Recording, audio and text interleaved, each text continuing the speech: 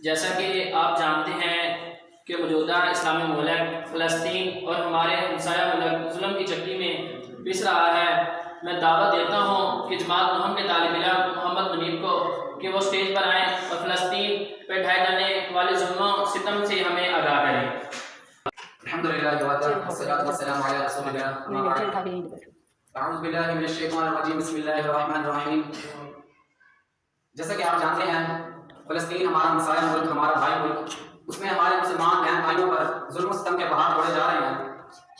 اللہ تعالیٰ سے دعا ہے کہ اللہ فلسطین کے حق میں بہتری فرمائے۔ فلسطین کی زمین ایک پاک سرزمین ہے، اسے سرزمین انبیاء بھی کہا جاتا ہے۔ فلسطین میں واقع مسجد اقصیٰ کو یروشلم کے شہر میں موجود ہے، مسلمانوں کے لیے بہت اہمیت کی حامل ہے۔ اس میں مسجد اقصیٰ تیسری مقدس ترین مسجد ہے اسلام کی، یہ مسلمانوں کا قبلہ اول ہے۔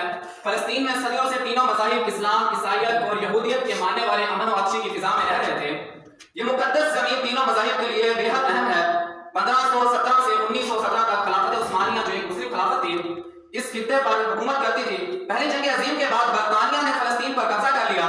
یہودیوں نے برطانیہ کی جنگ عظیم میں بہت مدد کی اور اس احسان کے بدلے میں برطانیہ نے فلسطین جو کہ اس وقت اس کے قبضے میں تھا، یہودیوں کو دینے کا فیصلہ کر لیا۔ 1948 میں بے شمار یہودی ہجرت کر کے فلسطین آئے اور اس طرح 1948 میں اسرائیل ملک بنا۔ اس سے پہلے یہودیوں کا کوئی اپنا ملک نہیں تھا۔ تب سے آج تک یہودیوں نے ہمارے فلسطینی بھائیوں کو سکون کا سانس نہیں لینے دیا۔ فلسطین میں اتنے سالوں سے جنگ چلتی آ رہی ہے، ان پر ظلم و ستم کے پہاڑ توڑ دیے گئے، بچے بوڑھے عورتیں نوجوان سب کو ظلم کا نشانہ بنایا جاتا ہے، اور آج کے موجودہ دور میں کوئی بھی مسلم ممالک ان کی مدد کے لیے آگے بڑھنے کی ہمت و جرأت نہیں رکھتا۔ ہر کوئی اپنے مفادات کے بارے میں سوچتا ہے، جبکہ اسرائیل کو امریکہ بے شمار ہتھیار جنگی ہتھیاروں سے نواز رہا ہے اور ان کی مدد کر رہا ہے۔ اقوام متحدہ اور دنیا کے بڑے بڑے ممالک بھلے ہی مسئلہ فلسطین پر خاموش ہیں، مگر اب اللہ سے دعا ہے اور ہمیں پورا یقین ہے کہ کوئی سلطان صلاح الدین ایوبی آئے گا اور ایک بار پھر فلسطین کو آزاد کرائے گا۔ یہ میری ذمہ داری ہے کہ میں ہر مسلمان کی خوشی کو اپنی خوشی سمجھوں اور ہر مسلمان کے غم کو اپنا غم سمجھوں۔ اس وقت مسلمان مظلوم ہے فلسطین میں، کشمیر میں اور جگہ جگہ۔ اس ان کے لیے کثرت سے دعائیں کیجیے، اللہ کی ان کی حفاظت فرمائے اور ان کو ظلم کی چکی سے نکالے، اور اللہ تو جلال مسجد اقصیٰ کو آزاد فرمائے۔ صرف دعائیں نہیں، کوشش کیجیے، فکر کو بھی تازہ کیجیے، لوگوں کو آشنائی دیجیے کہ یہ مسلمانوں کی ذمہ داری ہے، وہ قبلہ اول ہے، اس کی آزادی کے لیے کوشش کرنا، اس کے لیے تیاری کرنا، اس کے لیے دعائیں کرنا، اس کے لیے بیداری اختیار کرنا، یہ ذمہ داری ہے ہر مسلمان کی۔ اللہ کے رسول نے اس کا طریقہ کیا بتایا ہے؟ اللہ کے رسول نے اس کا طریقہ بزدلی نہیں بتایا، اس کا طریقہ بہادری بتایا ہے۔ اللہ کے رسول نے فرمایا علیکم بالجہاد فإنہ باب من ابواب الجنہ، جہاد کو اختیار کرو، یہ جنت کے دروازوں میں سے ایک دروازہ ہے۔ یضرب اللہ بینہم بالغم، اس جہاد کے ذریعے اللہ جلال غموں کو بھی دور کرتے ہیں، فکروں کو بھی دور کرتا ہے۔ اگر وہ کہے کہ یہودی دشمن نہیں، اسے اپنے ایمان کا جائزہ لینا چاہیے، اپنے ایمان کو چیک کرنا چاہیے۔ یہ وہی دشمن ہے جو نماز پڑھنے والے مسلمانوں پر گولیاں برساتے ہیں، یہ وہی دشمن ہے جن کے اندر شرم و حیا نہیں۔ سب سے بڑا ٹیررسٹ یہی اسرائیل ہے، جس کو قبول کروانے کے لیے ظالم آج باتیں کرتے ہیں اور وہ لبرل مافیا منہ کھول کھول کے بکواس کرتی ہے۔ ہمیں ضرورت ہے ہم اس کو تسلیم کریں۔ فَلْيَبْنِ عَلَى الْإِسْلَامِ مَنْ كَانَ بَاغِيًا، رونا تو ہے مسلمان کو بزدلی پہ رونا چاہیے، ان کو معاشروں کی غلط فکروں پہ رونا چاہیے، چند کپڑوں کے لیے جو لیٹ جاتے ہیں، بزدل بنتے ہیں۔ مسلمان بزدل تو نہیں ہوتا، مسلمان کو بگڑتا تو نہیں ہے، مسلمان ہمت والا ہوتا ہے، مسلمان بزدل نہیں ہوتا۔ اللہ نے قرآن کریم میں ارشاد فرمایا لا يقاتلونكم جميعا الا في قرى محصنة او من وراء جدر بأس بينهم شديد تحسبهم جميعا وقلوبهم شتى ذلك بأنهم قوم لا يعقلون۔ کبھی دشمن تمہارا آمنا سامنا نہیں کرے گا، دو طریقے استعمال کرتا ہے، قلعوں میں بند ہو کر لڑتا ہے کیونکہ وہ بزدل ہے، وہ ڈرتا ہے ان سے۔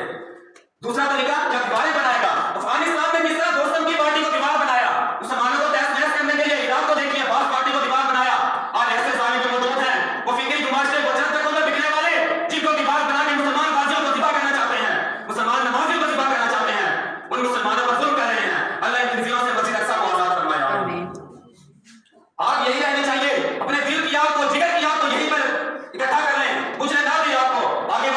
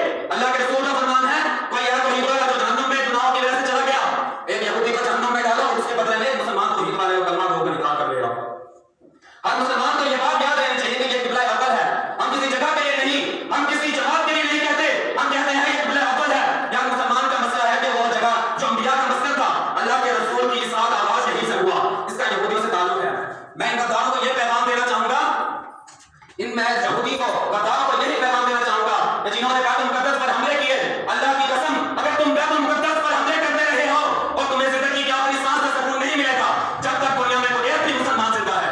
बैतुल मुकद्दस के अंदर इसराइली जाहिलियत का हमने मंजर देखा, वो जिसकी रिपोर्टिंग की गई कि सैकड़ों नमाजियों को कत्ल कर दिया गया, सैकड़ों नमाजियों को शहीद किया गया।